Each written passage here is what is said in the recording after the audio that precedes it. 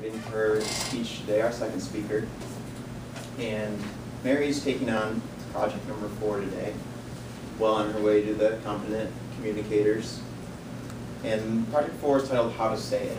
And the specific objectives for How to Say It are to use rhetorical devices, and most importantly, to select the right word choice in sentences. So those would be key objectives that she'll be looking for in this speech. And then she also has the personal objective of projecting her voice. That's one she outlined that she wants to work on. And her topic will be talking about her ventures in fitness over the last year. And that kind of ties into the theme of Game On and the Olympic Games. So join me in welcoming Mary Wong.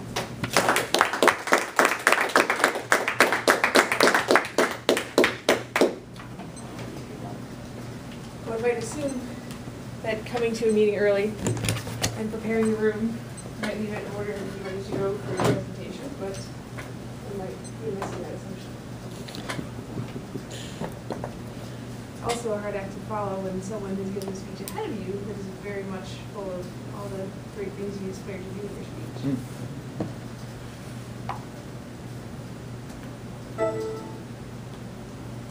I'll start with the thought of an infographic that I found online over the last year that goes through the cost of getting lean. Is it really worth it to have the six-pack abs, tight butt, lean, vibrant? Well, it's health. There's the fitness industry is selling, but it's also something that most of our Olympic athletes, whether they're doing it for aesthetic purposes or for the purposes of their sport, really need to emulate and follow. And what this infographic does is walk you through from where pretty much the state of Americans are, where if you do nothing, you often end up in this category where you'll have a larger than 20 or 30% body fat, and the things you can do to get there. I'm going to go through this very quickly because I have only limited time to condense more than 11 years of efforts towards different things on the health and fitness front into about 5. So things you can do to get into the leaner state of things would involve how fast you eat, what you eat, how often you exercise, how often you sleep, and where you go with that. This is a really quick, at a glance, ways to go. And this infographic asks you, where will you go? How much do you want to do to get there? Realizing that most of the things you see in magazines are for people that are maintaining that image for the sake of the photo shoot, and they don't live the rest of their day-to-day life there. So don't compare your day-to-day life to someone else's highlights reel, because it's not necessarily a healthy or good place to be. There'll be a lot of bad things in your life if you focus on being in that state of mind or state of health. So my version of the cost of getting lean, tips, tricks, trials, and treats over the last year in particular that focuses on one aspect of my fitness journey and some of the things I've done along the way to get there. This is again the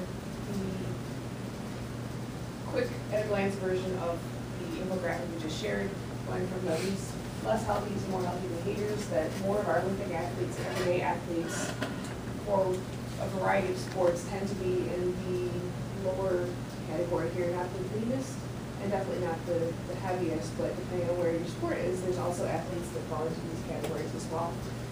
Whether you're a shot putter or a swimmer, if you're a boxer or a gymnast, you might have a different need for a state of body fat, and where that level works for you and what your priorities are with that will help you in making some choices on how you choose to eat, what you choose to eat, and sleep, and how often you exercise, and what types of exercise you're doing.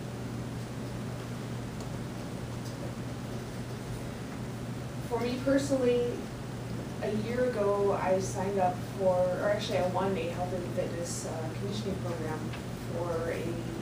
from a coach that does mostly training for people who do jiu-jitsu.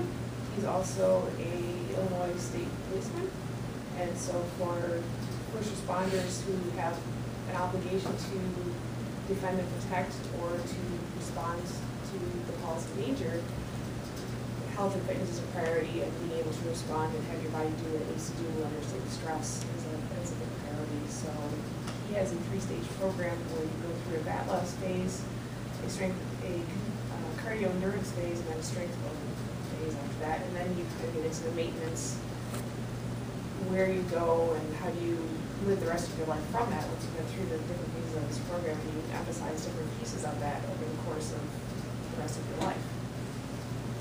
So some of the things that I've done in the last year to do that would, it has me more or less in this 20-22% range, which should be sustainable for the rest of your life. At the end of the first phase, fat loss over about 5.5 months, I went from probably on the higher end of the healthy to maybe 30% healthy to losing 40 pounds and getting probably to the lower end of this 20 range. And now I'm probably closer to the middle or higher end of that. And maintenance part is kind of fun to see where that goes.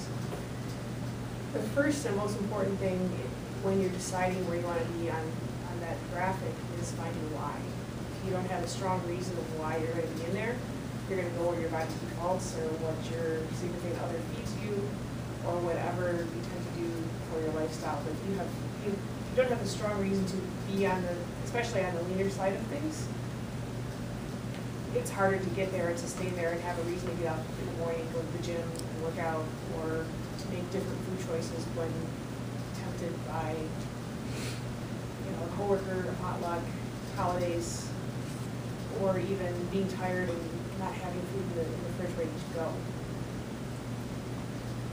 So one of the things that my why involves is I want to live beyond 20, and I want to make sure that my body is in good shape to help me get there, and have the mental state of being to go with that. And a lot of the things that top executives and other top performers do is they have fitness as a key part of that, and it's something that they often do to start their day. That no matter how the rest of your day goes, if you've done your fitness workout at the beginning of the day, you've done something for you that will help you to be mentally more fit and able to process that, and also to help whatever other challenges your day has, you know you already taken time for yourself and done something good for your body. Long story short, for a lot of the fitness things, do more, be mindful of what you're eating, get more sleep, and that will help you with your mental success. Tricks that I've done include calorie counting. I've been tracking almost every morsel that I've eaten since the end of August last year. Some of the trade-offs and tweaks and things you can do with your meals is one, recipe planning. Doing substitutions where you might have spaghetti squash instead of spaghetti noodles. Got a lot of calories for that, and also get some more vitamins and minerals in. Intermittent fasting. My coach does not eat breakfast, and if he's not where he wants to be on the scale, he might not eat lunch. So having the discipline to do that a couple times a week or on a regular basis so that he balances his weekly average calorie allocation is something that is a different discipline. It's supposed to be also very helpful for the amount of your health and well-being long term if you are slightly calorie restricted. Before you go with that, it's lunchtime, that's another story you may or may not want to do. But you'll see, this is something where I'm tracking MyFitnessPal. This is actually my weight from February through now, which you'll see has increased. And part of that is going from the pure fat loss phase to the cardio endurance, where it stayed more or less the same, but suddenly I was, instead of eating a restricted, reduced amount of calories, I was getting back up to maintenance calories. Kind of testing my limits to see how far I could go with that.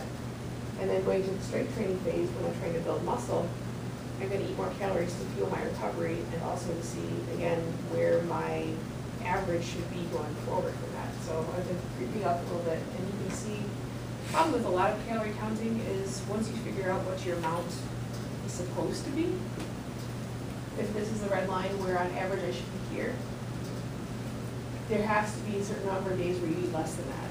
And a lot of the things that I'm finding with different people is that you will eat this as a minimum. Some days when you are tired or have an excuse to go out or other things that are going on, you're going to indulge had a great couple of days, but most people don't remember that they have to balance that with days that are not full. That's the only reason was a plan sheet, it's wonderful. So this is my meals for today, for example. I have a plan of what I'm gonna eat, what I had for breakfast, what I'll have for lunch after this, and what I have for dinner, and then I will have a snack after I work out again, and have my jujitsu this evening. I've got about 900 calories I can play with for that. That'll be great. It is a time commitment to organize your life around this. You will have temptations and you'll be tired. And the more you can do to pre-plan and have your meals set out in advance and time blocks, it will make it more likely to be successful for this effort. Some of my treats you might have noticed if you come by my cube is that I have a jar that has water and tea in it, which helps me to stay hydrated and make sure I get enough liquids in for the day. I don't have time to tell you my Andy's Mint story, but being able to savor and wallow in an indulgence and having a little bit that you will enjoy can be more rewarding than a handful of cookies or another treat that is opportunistic and not necessarily what you really wanted to be able to find your why and follow your bad goals. So having non-food rewards like carrot earrings or something that is a great trade-off can help you in your journey along the way when you're in the walls and assumptions that it's never going to end. So in conclusion, I'd like to remind you of the triumphant thoughts of once you have your why defined and you're working your way to there, that there's a lot of tips and tricks on how to get there, the treats and the trials along the way of a coworkers, holiday party, or potluck dinner can be mitigated by having a weekly meal plan and knowing your why and your purposes for that. And I encourage you all to embrace your inner athletes, realizing that they come in all shapes and sizes. These are all different professional athletes that have been photographed in the minimum clothing that you see that there's no right or wrong, and whatever you choose, make it a conscious choice.